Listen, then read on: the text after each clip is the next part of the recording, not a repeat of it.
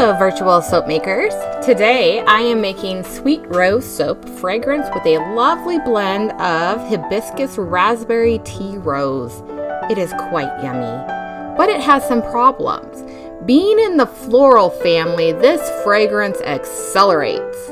You will see what I mean.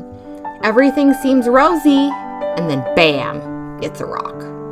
The design is modeled after a rose, of course, but since I'm extra, I want my greens and reds to have some depth.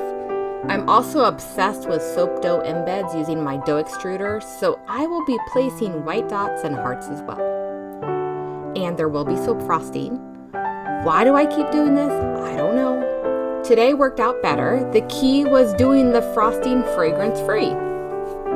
I was planning to put in some green leaves, but you'll see how that didn't work out since they already had the fragrance added.